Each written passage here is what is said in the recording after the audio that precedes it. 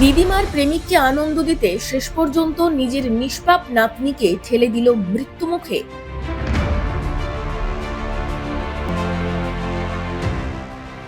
এই প্রতিবেদনের প্রথমেই শোনাবো সরকারি আইনজীবীর বক্তব্য।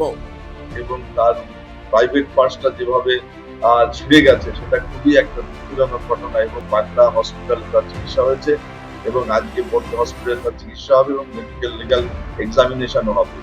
এবং এই ছি ছি, এ কোন সমাজে বসবাস করছি আমরা, যেখানে বাদ যায় না নিষ্পাপ শিশু? কোন মানসিকতার মানুষ হলে এই বিকৃত কাজ করতে পারে? এরা কি মানুষ নাকি মানুষ রূপের দানব?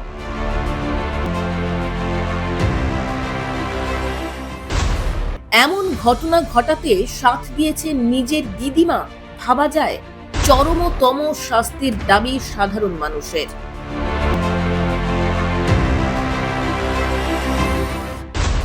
বিস্তারিত শুনুন এই প্রতিবেদনে।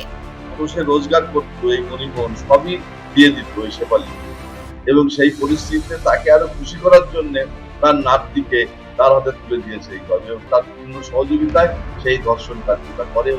1 মাস ধরে তার প্রতি সেক্সুয়াল হয়রানি হয়েছে, যেটা লেট ভিকটিম গার্ড তার স্টেটমেন্টে লেডি সাব ইন্সপেক্টরের কাছে উল্লেখ করেছে।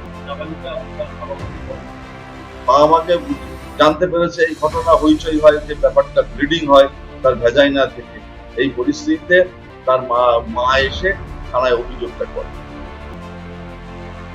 ফের বঙ্গের নাবালিকাকে ধর্ষণের অভিযোগ। এই বাংলায় প্রশ্নের মুখে নারী নিরাপত্তা। দুধের শিশু থেকে বৃদ্ধা, কেউই বাদ যান না বিকৃত মনস্কদের লালসার হাত থেকে।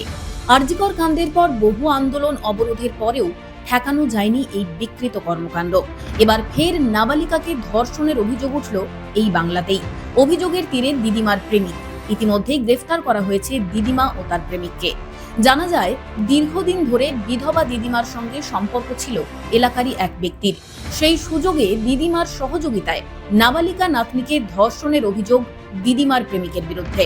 স্থানীয় সূত্রে খবর, নাবালিকাকে দীর্ঘদিন ধরেই যৌন নির্যাতন চালাচ্ছিল দিদিমার ওই প্রেমিক। এদিন ফের নাবালিকাকে ধর্ষণ করে অভিযুক্ত। গুরুতর জখম হয় ওই নাবালিকা। তখন ঘটনাটি জানাজানি হতেই স্থানীয়রা নাবালিকাকে বাগদা হাসপাতালে নিয়ে গেলে বাগদা থানাতে খবর দেওয়া হয়। অভিযোগ পেয়ে অভিযুক্ত দিদিমা ও তার প্রেমিককে গ্রেফতার করে পুলিশ। পুলিশ জানিয়েছে, ধৃতদের নাম হীরা মোহন বিশ্বাস, বয়স 55, ও শেফালি সরকার, বয়স 47। ধৃতদের বাড়ি বাগদা থানার বলিদাপুকুর এলাকায়।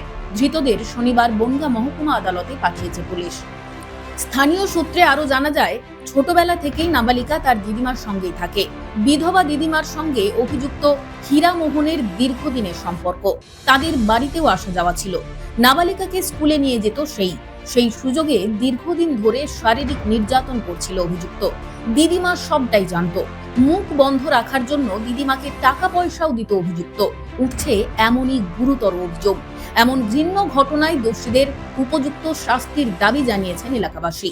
তবে মহিলা মুখ্যমন্ত্রীর রাজ্যে বারবার ধাক্কা খাচ্ছে নারী নিরাপত্তার বিষয়টি। এর সমাধান কি আদৌ কখনো সম্ভব? প্রশ্ন নাগরিক সমাজের।